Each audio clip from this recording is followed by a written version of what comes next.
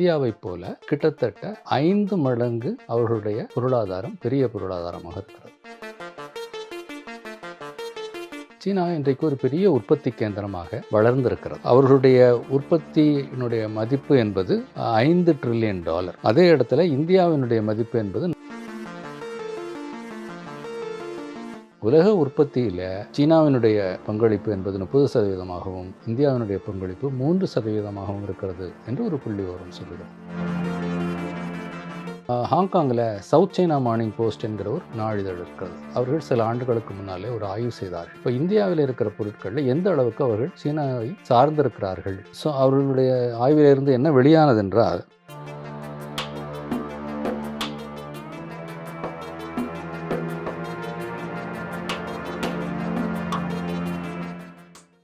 Wow தமிழா நேயர்களுக்கு மனமார்ந்த வணக்கங்கள். இன்றைக்கு நாம் சீனாவை பற்றி பேசப்போகிறோம். சீனாவை பற்றி நமக்கு நிறைய சித்திரங்கள் இருக்கின்றன. சீனாவினுடைய அபரிமிதமான வளர்ச்சியை பார்த்து நாம் பிரமிக்கிறோம். அப்புறம் சீனாவுடைய பொருட்கள் ஒரு சாதாரண குண்டூசியிலிருந்து மிகப்பெரிய இயந்திரங்கள் வரை அவர்கள் தயாரிக்கிறார்கள். எல்லாவற்றிலேயும் மேட் இன் சைனா என்று வருகிறது. பல நேரங்களில் அதை பார்க்கிற போது நமக்கு எரிச்சல் உண்டாகிறது. ஒவ்வொரு தீபாவளியின் போதும் சீன பொருட்களை புறக்கணிப்போம் என்கிற ஒரு குரல் எழுகிறது. அப்படி சீன பொருட்களை நம்மாலே புறக்கணிக்க முடியுமா? அப்படி புறக்கணிக்க முடியாவிட்டால் ஏன் புறக்கணிக்க முடியாது? அப்போ இந்தியா அந்த நிலைமையை எட்ட வேண்டும் என்றால் நாம் என்ன செய்ய வேண்டும் என்பதையெல்லாம் நாம் யோசிக்க வேண்டியவர்களாக இருக்கிறோம். இன்னொரு பக்கம் எல்லையிலே சீனா அத்துமீறுகிறது. அதை குறித்து நமக்கு நிறைய கசப்புணர்வுகள் இருக்கின்றன. இப்படி சீனாவை பற்றி ஒரு கலவையான சித்திரம் நம் மனதிலே எப்போதும் ஓடிக்கொண்டிருக்கிறது. அப்போது சீனா இன்றைக்கு ஒரு நிலையை எட்டியிருக்கிறது. இப்போது இன்னும் சில நாட்களில் ட்ரம்ப் சீன பொருட்களின் மீது 60% தீர்வை விதிக்கப் போகிறேன் என்று அவர் சொல்லிக் கொண்டிருக்கிறார். அப்போது சீன பொருட்கள் அதிகமாக புழங்குவது இந்தியாவிலே மட்டுமல்ல, அமெரிக்காவிலும் கூடத்தான். அமெரிக்காவிலே மட்டுமல்ல, உலகமெங்கும் சீன பொருட்கள் மிக அதிகமாக புழங்கிக் கொண்டிருக்கின்றன. அப்போ இதை அவர்கள் எப்படி சாதித்தார்கள் என்பதை நாம் யோசிக்க வேண்டியவர்களாக இருக்கிறோம். இப்போ சீனாவினுடைய இன்றைய நிலைமை என்ன, இந்தியாவினுடைய இன்றைய நிலைமை என்ன பொருளாதார ரீதியில் என்கிறதுலேருந்து நாம் தொடங்கலாம். இந்த ஜிடிபி என்று சொல்லுகிறோம் இல்லையா, உள்நாட்டு மதிப்பு, இது இந்த பட்டியலில் முதலிடத்தில் இருக்கிறது அமெரிக்கா, 2வது இடத்துல இருக்கிறது சீனா, 3வது 4வது இடங்களில் ஜெர்மனியும் ஜப்பானும் இருக்கின்றன, 5வது இடத்துல இந்தியா இருக்கிறது. கிட்டத்தட்ட ஜப்பானுடைய ஜிடிபியும் இந்தியாவுடைய ஜிடிபியும் ரொம்ப பக்கத்திலே தான் இருக்கின்றன. ஆனால் ஜப்பானை காட்டிலும் பல மடங்கு மக்கள் தொகை உள்ள நாடு இந்தியா என்பதனால தனிநபர் ஜிடிபி என்று பார்த்தால் நம்முடைய அந்த பட்டியலில் இந்தியாவினுடைய இடம் கொஞ்சம் பின்னாலே இருக்கிறது. சீனாவினுடைய ஜிடிபி என்பது $17.89 டிரில்லியன். ஒரு ட்ரில்லியன் என்பது 1000 பில்லியன், ஒரு பில்லியன் என்பது 100 கோடி. இப்போ $17.89 டிரில்லியன் சீனாவுடைய ஜிடிபி. இந்தியாவுடைய ஜிடிபி $3.5 டிரில்லியன். இதைத்தான் விரைவில் 5 டிரில்லியன் ஆக்கப் போகிறோம் என்று நம்முடைய அரசாங்கம் சொல்லிக் கொண்டிருக்கிறது. இந்தியாவைப் போல கிட்டத்தட்ட 5 மடங்கு அவர்களுடைய பொருளாதாரம் பெரிய பொருளாதாரமாக இருக்கிறது. இது இப்படித்தான் இருந்ததா என்று பார்த்தால், இது ஒரு 1973 பார்த்தோம் என்றால் இந்தியாவுடைய ஜிடிபி அன்றைக்கு 100 பில்லியனோட குறைவாக இருந்தது, 98 பில்லியன். சீனாவுடைய ஜிடிபி 163 பில்லியன். அப்போ ஒரு 2 மடங்குக்கும் குறைவாக இருந்தது 73. இன்றைக்கு 5 மடங்குக்கு அதிகமாக அது பெருகி இருக்கிறது. இப்போ சீனா ஒரு மிகப்பெரிய வளர்ச்சியை இந்த காலகட்டத்திலே சாதித்திருக்கிறது. இது எப்படி சீனாவாலே செய்ய முடிந்தது என்பதை நாம் பார்க்க வேண்டும். சீனாவுக்கும் இந்தியாவுக்கும் இருக்கிற வணிகம் எப்படி இருக்கிறது என்று பார்த்தால் அது கொஞ்சம் விளங்கும். இந்தியாவுடைய மிகப்பெரிய வணிக பங்காளி என்று சொன்னால் அது சீனா தான். அப்போ சீனாவுக்கும் இந்தியாவுக்குமான வணிக உறவுகள் அல்லது இந்த வணிகம் எந்த அளவுக்கு இருக்கிறது என்றால், இப்போ சமீபத்திய மதிப்பீட்டின்படி அது $118.4 பில்லியன். ஆகவே இந்த $118.4 பில்லியன் என்றால் கிட்டத்தட்ட 10 லட்சம் கோடி ரூபாய் வணிகம் சமீபத்தில் கடந்த ஆண்டில் இந்தியாவிற்கும் சீனாவிற்கும் இடையிலே நிகழ்ந்திருக்கிறது. ஆனால் இந்த வணிகம் ஒரு சமனற்ற வணிகம் என்று ஆய்வாளர்கள்லாம் சொல்லுகிறார்கள். அப்படி என்றால் என்ன பொருள்?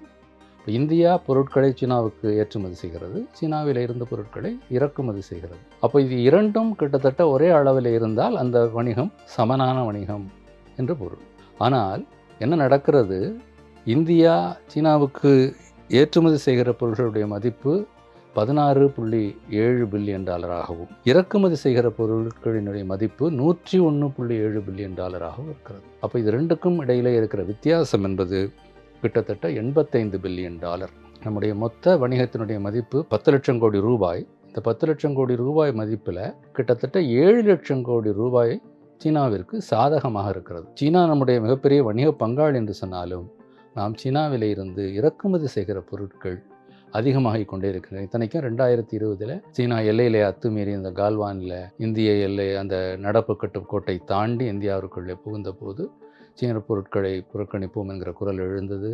பல்வேறு சீன செயலிகள் தடைப்படுத்தப்பட்டன. சீனா இந்தியாவில் இருக்கிற உள்கட்டமைப்பு பணிகளில் ஒப்பந்தம் செய்வதற்கு தடை விதிக்கப்பட்டது. இதையெல்லாம் தாண்டி இந்த 4 ஆண்டுகளுக்கு பிற்பாடு இன்றைக்கு கிட்டத்தட்ட 7 லட்சம் கோடி ரூபாய் மதிப்பு அதிகமான மதிப்புள்ள பொருட்களை நாம் அவர்களிடத்தில் இருந்து இறக்குமதி செய்து கொண்டிருக்கிறோம் என்பதுதான் யதார்த்தம். இதை அவர்கள் எப்படி சாதிக்கிறார்கள் என்றால், சீனா இன்றைக்கு ஒரு பெரிய உற்பத்தி கேந்திரமாக வளர்ந்திருக்கிறது. அவர்களுடைய உற்பத்தியினுடைய மதிப்பு என்பது $5 ட்ரில்லியன். அதே இடத்துல இந்தியாவினுடைய மதிப்பு என்பது 450 பில்லியன். 1 ட்ரில்லியன் என்பது 1000 பில்லியன். அப்போது ஒரு 500 பில்லியன் வைத்துக்கொண்டால் கூட ஒரு 10% அளவுக்கு தான் நம்மால் உற்பத்தி செய்ய முடிகிறது. இதை நாம் 2 மடங்கு ஆக்கினால் கூட இந்த 500 பில்லியன் என்பது 1000 பில்லியன் ஆகும். அப்போது கூட அவர்கள் இதே அளவிலே தொடர்ந்தார்கள் என்று வைத்துக்கொண்டால் கூட அது $5 ட்ரில்லியன்.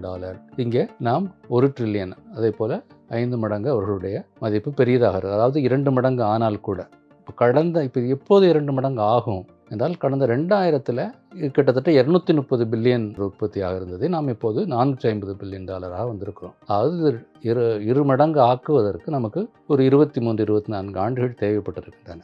இதே அளவுக்கு நமக்கு அடுத்த இரட்டிப்பாவதற்கும் நாம் அவ்வளவு ஆண்டுகளை செலவழித்தோம் என்றால் நம்முடைய பொருளாதாரம் வேகமாக வளரும் என்று சொல்ல முடியாது. ஆகவே நாம் இன்னும் பெரிய பாய்ச்சலில் இந்த உற்பத்தியை கொண்டு செல்ல வேண்டியவர்களாக இருக்கிறோம்.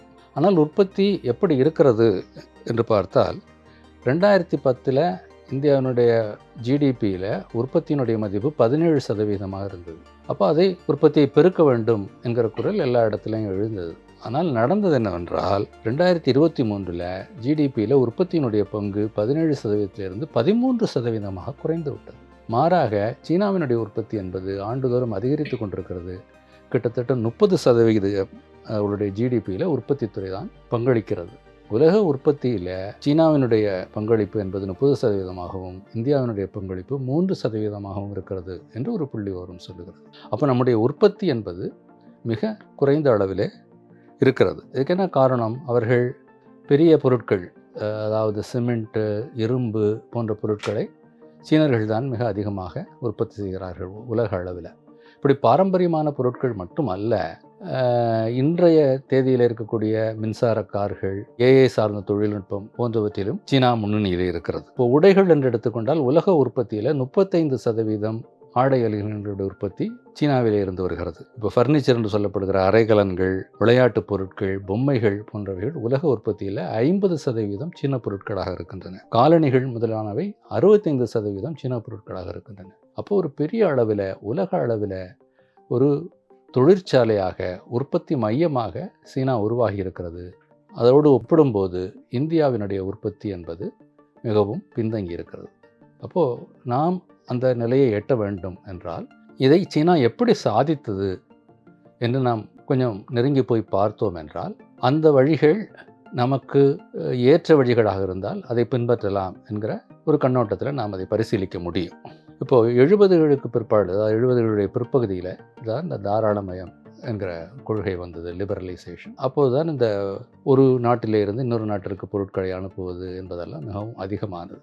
அப்போ இந்த தாராளமயத்தை பின்பற்றியதில் இந்தியாவும் சீனாவும் கிட்டத்தட்ட ஒரே காலகட்டத்தில் அந்த கொள்கையை கடைப்பிடித்து அதை முன்னெடுக்கின்றன என்கிற அளவில் இரண்டிலும் பெரிய அந்த கொள்கை அளவில் சரியானது தான். அது வித்தியாசமில்லை என்று சொல்லலாம். சீனா இந்த உலக வணிக அமைப்பில் 2001 ஒரு உறுப்பினராகியது. அப்போது பார்த்தீர்கள் என்றால், இப்போ சீனாவையும் அமெரிக்காவையும் ஒப்பிட்டால் அமெரிக்க பொருட்கள் தான் அப்போது அதிகமாக இருந்தது, சீன பொருட்கள் மிகவும் குறைவாக இருந்தது. இந்த உலக வணிக அமைப்பினுடைய கொள்கை என்ன என்றால், எந்த பொருளை உலகத்தில் எந்த இடத்துல குறைந்த விலையில் உற்பத்தி செய்ய முடியுமோ அங்கே உற்பத்தி செய்ய வேண்டும், அதை சகாய விலையில் யாருக்கு தேவையாக இருக்கிறதோ அந்த இடத்துல கொண்டு போய் கொடுக்க வேண்டும். இடையில தடைகளெல்லாம் இருக்கக்கூடாது, பெரிய தீர்வுகளெல்லாம் இருக்கக்கூடாது என்பது தான் உலக வணிக அமைப்பினுடைய கொள்கை.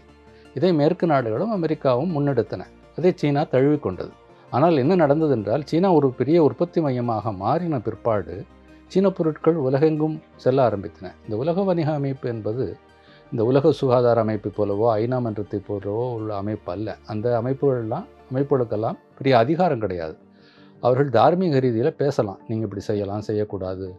இன்றைக்கு பாலஸ்தீன யுத்தம் நடந்து கொண்டிருக்கிறது. ஐநா தொடர்ந்து சொல்லுகிறது இஸ்ரேல் செய்து கொண்டிருப்பது தவறானது என்று. ஆனால் இஸ்ரேலை கட்டுப்படுத்துவதற்கு ஐநாவில் எந்த சட்டத்திட்டமும் இல்லை. ஆனால் உலக வணிக அமைப்பு என்பது அப்படி அல்ல. உறுப்பு நாடுகளின் மீது தண்டனை தடைகளை விதிக்க முடியும். அப்படி ஒரு அமைப்பாகத்தான் உலக வணிக அமைப்பு உருவாகியது. அதை சீனா பயன்படுத்தி கொண்டது. ஆனால் நாளாவட்டத்தில் என்ன ஆகியது என்றால், சீனா இப்படி வேகமாக பொருட்களை உற்பத்தி செய்ததால் உலக வணிக அமைப்பினுடைய சக்தியை மற்ற மேலை நாடுகளெல்லாம் படிப்படியாக குறைத்து கொண்டே வந்துவிட்டன. இன்றைக்கு உலக வணிக அமைப்பு ஒரு பெரிய அமைப்பாக இல்லை. இன்றைக்கு தீர்வுகள் எல்லாம் மிக அதிகமாக விதிக்கப்படுகின்றன. ஆகவே தான் ஒவ்வொரு பகுதியும் இந்த ஃப்ரீ ட்ரேட் அக்ரிமெண்ட் எல்லாம் கிழக்கு ஆசியா தனியாக, சில நாடுகள் தனியாக, மேற்கு ஆசியா தனியாக, ஐரோப்பிய நாடுகள் தனியாக வகுத்து கொண்டிருக்கிறார்கள். இப்போ அதனால தான் ட்ரம்ப் சீன பொருட்களின் மீது 60% தீர்வு விதிப்பேன் என்றெல்லாம் சொல்லுகிறார். அப்போ தாராளமயத்தை இந்தியாவும் சீனாவும் கை கொண்ட போதும், ஒரே நேரத்தில் கை கொண்டார்கள் என்றாலும் சீனா அதை மிக வேகமாக முன்னெடுத்து சென்றது.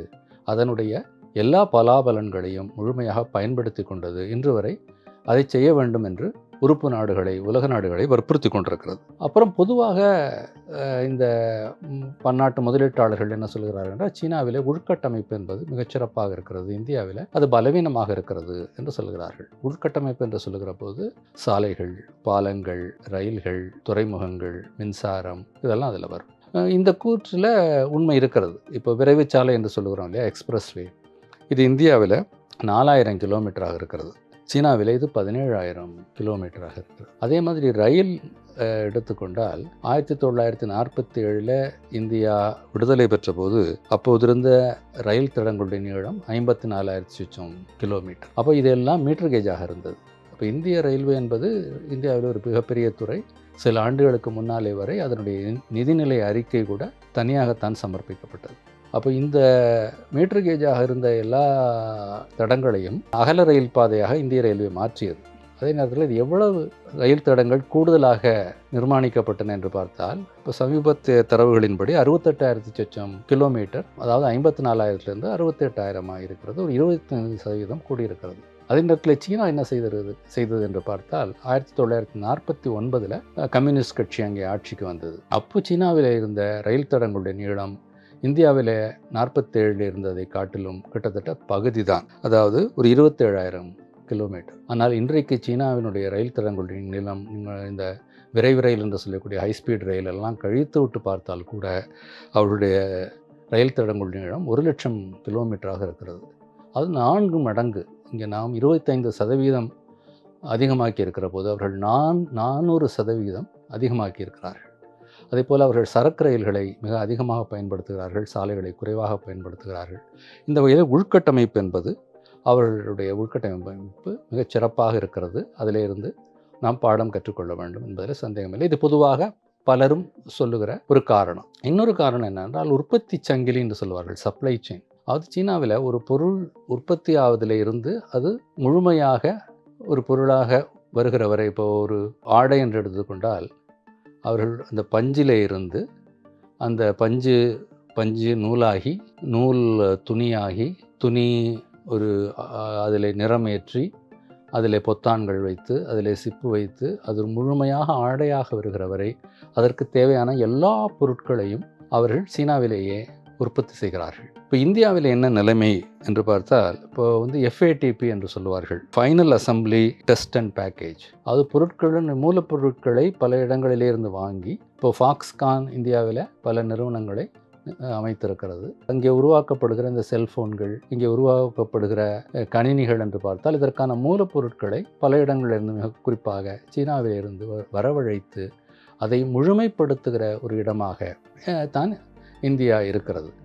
ஆக மூலப்பொருட்கள் அங்கே இருந்து வருவதிலே தடைப்பட்டால் அது நம்முடைய உற்பத்தியை தடை செய்யும் என்கிற நிலைமை தான் இருக்கிறது. ஹாங்காங்கில் சவுத் சைனா மார்னிங் போஸ்ட் என்கிற ஒரு நாளிதழ் இருக்கிறது. அவர்கள் சில ஆண்டுகளுக்கு முன்னாலே ஒரு ஆய்வு செய்தார்கள்.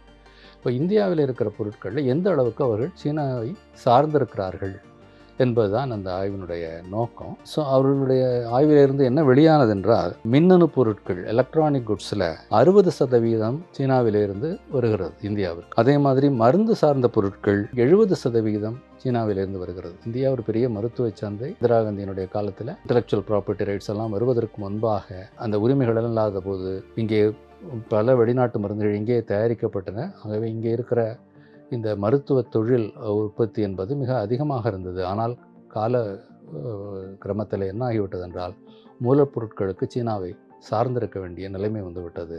இப்போ இந்த SCMP South China Morning Post ஆய்வின்படி 70% சீனாவை சார்ந்திருக்கிறது. ஆட்டோமொபைல் பொருட்களில் 25% சீனாவிலிருந்து வருகிறது. அப்போது இது இப்படி மூலப்பொருட்களுக்கு சீனாவை சார்பை குறைத்து அவற்றை இந்தியாவிலேயே நாம் தயாரிக்க முயற்சிக்க வேண்டும்.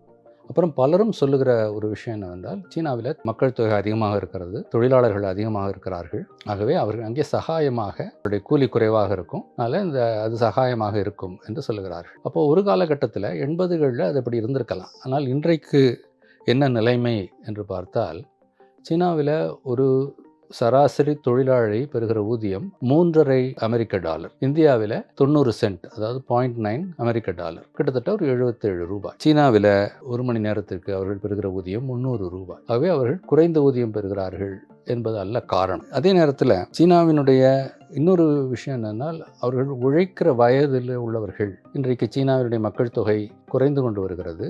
அதனால் அவர்கள் வயதான மக்கள் அதிகமாகிக் கொண்டிருக்கிறார்கள். ஆகவே இந்த உழைக்கும் வயதில் இருக்கிறவர்கள் 20 வயசுல இருந்து ஒரு 65 வயதிலே வரைக்கும் இருக்கக்கூடியவர்களை 2000 ஆண்டில் 70% இருந்தார்கள். இப்போது அது 61% குறைந்து விட்டது. மாறாக இந்தியாவில் 55% இருந்தது, இப்போது 64% உயர்ந்து விட்டது. அதாவது உழைக்கிற மக்களுடைய எண்ணிக்கை இந்தியாவிலே அதிகமாக இருக்கிறது, அவர்கள் பெறுகிற கூலி குறைவாக இருக்கிறது. அது சகாயமாக கிடைக்கிறது அந்த உழைப்பு என்றாலும் கூட உற்பத்தி சீனாவிலே தான் அதிகமாக நடக்கிறது. அப்படின்னா என்ன காரணம்? இது பலரும் சொல்லாதது, அதாவது இந்த பொருளாதார நிபுணர்கள் அதிகமாக சொல்லாத ஒரு காரணம் இருக்கிறது. அதே நேரத்தில் அமர்த்தியா சென் போன்ற சமூகவியலாளர்கள் இந்த காரணத்தை பல ஆண்டு காலமாக சொல்லிக் கொண்டு வருகிறார்கள். அது என்னவென்றால், கல்வியும் மருத்துவமும். அதாவது இந்தியாவில் கல்வி எந்த அளவில் இருக்கிறது, சீனாவில் எந்த அளவில் இருக்கிறது, அதே போல் மருத்துவ வசதிகள் எந்த அளவில் இருக்கிறது என்பதை ஒப்பிட்டு பார்த்தால் இந்த சமூகவியலாளர்கள் சொல்லுவதை நாம் புரிந்து கொள்ள முடியும். 1971 சீனாவிலே கல்வி கற்றவர்களுடைய சதவீதம் 55% இருந்தது. 2021 அது கிட்டத்தட்ட 100% 99% என்று சொல்கிறார். இதே காலகட்டத்தில் 71 இந்தியாவிலே படித்தவர்களுடைய பங்கு என்பது 34%, 2021 78% இருக்கிறது. தொழிற்சாலை நடத்துகிறோம், தொழில் நடத்துகிறோம். இதற்கு கல்வியினுடைய முக்கியத்துவம் என்ன என்று கேட்டால், இவைகளெல்லாம் நவீன தொழில்கள். இந்த நவீன தொழில்களை செய்வதற்கு ஒரு அடிப்படை கல்வி என்பது அவசியமாக இருக்கிறது. அங்கே பள்ளி இறுதி ஆண்டு வரை +2 வரை உள்ள கல்வி என்பது சீனாவிலே கட்டாயமாக்கப்பட்டிருக்கிறது. எல்லாரும் அதை படிக்கிறார்கள். அதற்கு பிற்பாடு கல்லூரிக்கு போக முடிகிறவர்கள், அதற்கான மதிப்பெண்கள் இருக்கிறவர்கள், போக விருப்பப்படுகிறவர்கள் போவார்கள், மற்றவர்களெல்லாம் தொழிலுக்கு வந்து விடுவார்கள். அப்போ அதற்கு ஏற்ற மாதிரி பயிற்சி மையங்கள் அங்கே இருக்கின்றன. வொக்கேஷ்னல் ட்ரைனிங் என்று சொல்லுவார்கள். 3 மாதத்தில் இருந்து 2 வருடங்கள் வரை உள்ள இந்த மாதிரி வொக்கேஷ்னல் ட்ரைனிங்கை அந்தந்த மாநில அரசாங்கங்கள் இலவசமாக நடத்துகின்றன. அதில் விருப்பப்பட்ட இடத்துல போய் சேர்ந்து கொள்ளலாம். அந்த பயிற்சி முடிந்ததும் அந்த தொடர்பான தொழிற்சாலைகள் அந்த பயிற்சி மையங்களுக்கே வந்து நேர்முகம் நடத்தி அவர்களை வேலைக்கு எடுத்துக்கொண்டு போய்விடுவார்கள். இப்போ இப்படி ஒரு அமைப்பு அங்கே நிலவி கொண்டிருக்கிறது. இது கல்வியை பொறுத்த மட்டும். இந்த சுகாதாரம் என்பது அதை நாம் எப்படி அளவுகோலாக பார்ப்பது என்றால், நல்ல ஆரோக்கியமாக இருக்கிற தொழிலாளிகள் தான் நன்றாக வேலை செய்ய முடியும்.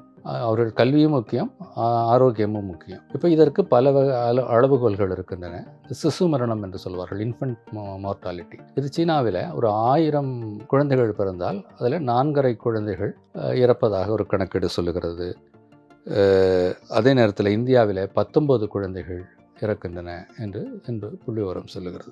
அதே மாதிரி மருத்துவருக்கும் நோயாளிக்கும் உள்ள விகிதம், அங்கே 1000 நோயாளிகளுக்கு 3.2 மருத்துவர்கள் இருக்கிறார்கள்.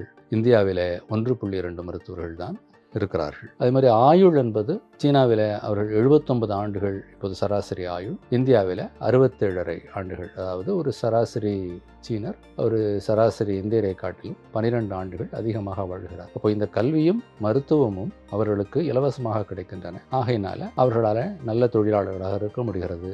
அதனால் அவர்களால் தொழிற்சாலைகளில் மிகச்சிறப்பாக பணியாற்ற முடிகிறது என்பதுதான் இந்த சமூகவியலாளர்கள் சொல்லுகிற காரணம். இன்னொன்று, இந்த பன்னாட்டு மூலதனம், ஃபாரின் டைரக்ட் இன்வெஸ்ட்மெண்ட் என்று சொல்லுகிறோம். இதை பல நாடுகளில் இருந்தும் உள்ளவர்கள் 78 டெங் சியோபிங் சீன தலைவராக இருந்தபோது சீனாவினுடைய கதவுகளை பன்னாட்டு மூலதனத்திற்காக அகலமாக திறந்தார். எல்லாரும் வந்து அங்கே முதலீடு செய்தார்கள். அதற்கு காரணம் என்னவென்றால், அதற்கு இங்கே தொழிலாளர்கள் இருக்கிறார்கள், அவர்கள் கல்வியும் ஆரோக்கியம் உள்ளவர்களாக இருக்கிறார்கள் என்பதனால இந்த பன்னாட்டு முதலாளிகள் அங்கே வந்து முதலீடு செய்தார்கள். இந்தியாவிலேயும் பன்னாட்டு முதலாளிகள் வருகிறார்கள், முதலீடுகள் நடக்கின்றன. ஆனால் சீனாவோடு ஒப்பிடத்தக்க அளவிலே இல்லை. அதற்கு என்ன காரணம் என்றால், இப்போ அவர்களுடைய கண்ணோட்டத்தில் இந்த மாதிரி நம்முடைய உள்கட்டமைப்பு உள்ள வசதிகள் குறைவாக இருக்கின்றன, தொழிலாளர்களுடைய கல்வி குறைவாக இருக்கிறது, அவருடைய ஆரோக்கியம் குறைவாக இருக்கிறது என்று பல காரணங்கள் இருக்கலாம். ஆனால் இந்த பன்னாட்டு மூலதனங்கள் குறைவாக இருக்கின்றன. இன்னொரு காரணம், உள்நாட்டு முதலாளிகள் என்ன செய்கிறார்கள்? சீனாவில் உள்நாட்டு முதலாளிகளும் தீவிரமாக முதலீடு செய்கிறார்கள். ஆனால் இங்கே பல்வேறு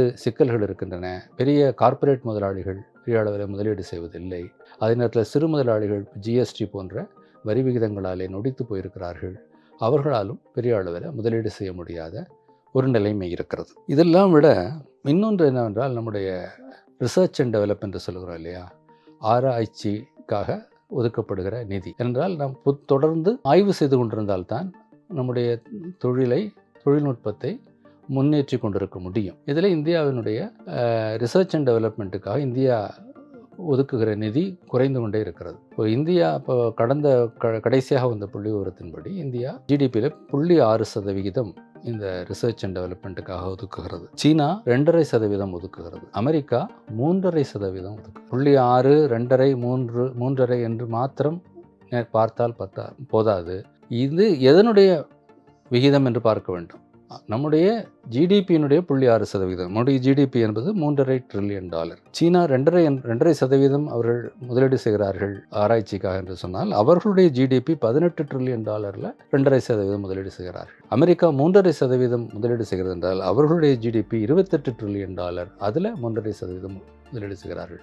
பத்து எண்ணும் அதிகம், அவர்களுடைய ஜிடிபியும் அதிகம். ஆகவே அவர்கள் முதலீடு செய்கிற தொகை என்பது அதிகமாக இருக்கிறது. அதனால தான் மிகப்பெரிய கண்டுபிடிப்புகள் எல்லாம் அமெரிக்காவில் தொடர்ந்து நடந்து கொண்டிருக்கின்றன. அடுத்தடுத்து நோபல் பரிசுகளை அவர்கள்தான் வாங்குகிறார்கள். உலக அளவில் செய்யப்படுகிற ஆய்வுகளில் கிட்டத்தட்ட 30% முதலீடு அமெரிக்காவில் நடக்கிறது என்று சொல்கிறார்கள். அதற்கு அடுத்த இடத்துல சீனா வந்திருக்கிறது. இன்றைக்கு கடந்த ஆண்டில் இந்த பெரிய அறிவியல் இதழ்களிலே சமர்ப்பிக்கப்பட்ட பேப்பர்ஸில் சீனா தான் முதலிடத்தில் இருக்கிறது. அவர்கள் அதை நோக்கி மிக வேகமாக முன்னேறி கொண்டிருக்கிறார்கள். ஆகவே சீனா எதனாலையெல்லாம் முன்னேறுகிறது என்று பார்த்தோம். இதில் மிக முக்கியமாக ஒரு விஷயம் என்னென்றால், பலரும் சொல்லாத ஒரு விஷயம், இந்த மாநிலங்களுக்கு அவர்கள் கொடுக்கிற முக்கியத்துவம், உரிமை. இப்போ இந்தியாவில் சகல அதிகாரமும் மத்திய அரசாங்கத்தில் இருக்கிறது. அவர்களிடத்தில் தான் நிதியும் அதிகமாக இருக்கிறது. ஆனால் சீனாவில் இந்த தொழில் முனைவோர்களை வரவழைப்பதும் அவர்களுக்கு வேண்டிய வசதிகள் செய்து கொடுப்பதும் மாநிலங்களிடத்திலே தான் இருக்கிறது. கிட்டத்தட்ட மொத்த செலவினங்களில் 80% மாநில அரசாங்கங்கள் தான் செய்கின்றன. ஒரு மாநில அரசாங்கத்தை ஒன்றிய அரசில் இருக்கிறவர்கள் எப்படி மதிப்பிடுகிறார்கள் என்றால், அவர்கள் எந்த அளவுக்கு அந்நிய முதலீடுகளை கொண்டு வந்தார்கள், எந்த அளவுக்கு தொழிற்சாலைகளை நடத்தினார்கள் என்பதை வைத்துத்தான் மதிப்பிடுகிறார்கள். அதோடு ஒப்பிடுகிற போது இந்தியாவில் மாநிலங்களுக்கான அதிகாரம், நம்முடைய அரசியலமைப்பு சட்டத்தின்படியே மாநிலங்களுக்கு இருக்கிற அதிகாரம் குறைவாக இருக்கிறது. அது நாளாவட்டத்தில் இருக்கிற அதிகாரங்களையும் ஒன்றிய அரசாங்கம் எடுத்துக்கொண்டிருக்கிறது. அவர்களிடத்திலாம் நிதி இருக்கிறது. மாநிலங்கள் தமிழ்நாடு, மகாராஷ்டிரம் போன்ற தொழில்துறையில் முன்னேறுகிற மாநிலங்களுக்கு போதுமான நிதி இல்லை என்கிற குற்றச்சாட்டு பல ஆண்டுகளாக சொல்லப்படுகிறது. ஆகவே இது ஒரு ஃபெடரல் செட்டப் என்கிற போது மாநிலங்களுக்கு அதிக அதிகாரங்கள் கொடுக்க வேண்டும். நிதி திரட்டுகிற, வரி வசூலிக்கிற அதிகாரங்கள் மாநிலங்களுக்கு வர வேண்டும். அப்போது இந்த நிலைமை மாறும். ஆகவே ஒட்டுமொத்தமாக நாம் பார்க்கிற போது சீனா மிக வேகமாக முன்னேறி இருக்கிறது. ஆனால் அதற்கு பல காரணங்கள் இருக்கின்றன. அவர்கள் கல்வியிலேயும் மருத்துவத்திலேயும் மிக கவனமாக இருந்தார்கள். அதனாலே அவர்களுக்கு பன்னாட்டு மூலதனம் வருகிறது. தொழிலாளர்கள் அவருடைய ஊதியம் இந்த கடந்த காலங்களில் உயர்ந்திருக்கிறது. அவர்கள் கோடிக்கணக்கான மக்கள் வறுமையின் பிடியிலே இருந்து இதனாலே விடுவிக்கப்பட்டிருக்கிறார்கள். ஆகவே அவர்கள் தொடர்ந்து தொழிலில் ஈடுபட்டு கொண்டிருக்கிறார்கள். ஆகவே தொழிற்சாலைகள் மிக வேகமாக வளர்கின்றன. மாநிலங்களுக்கு கூடுதல் அதிகாரம் என்பது ஒன்று. உற்பத்தி சங்கிலியில் இருக்கக்கூடிய எல்லா பொருட்களையும் ஒரே இடத்துல இந்தியாவிலேயே உற்பத்தி செய்ய வேண்டும் என்பது நாம் அவர்களிடத்திலிருந்து எடுத்துக்கொள்ள வேண்டிய ஒரு பாடம். நம்முடைய உள்கட்டமைப்பை மேம்படுத்த வேண்டும் என்பது இன்னொரு பாடம். இவற்றையெல்லாம் செய்கிற போது தான் நாம் சீனாவுக்கு போட்டியாக அல்லது குறைந்தபட்சம் அந்த பாதையிலே முன்னேறுகிறவர்களாக இருக்க முடியும். சீனா சாதித்திருக்கிறது. அதை பார்த்து நாம் கற்றுக்கொள்ள வேண்டிய அம்சங்கள் நிறைய இருக்கின்றன. அதை செய்வோம். இந்தியாவையும் அடுத்த ஒரு தொழில் மையமாக, உலகத்தினுடைய தொழிற்சாலையாக மாற்றுகிற முயற்சியிலே நாம் ஈடுபடுவோம். அதற்கு மக்களும் அரசாங்கங்களும் முழு முனைப்பாக ஈடுபட வேண்டும். நன்றி, வணக்கம்.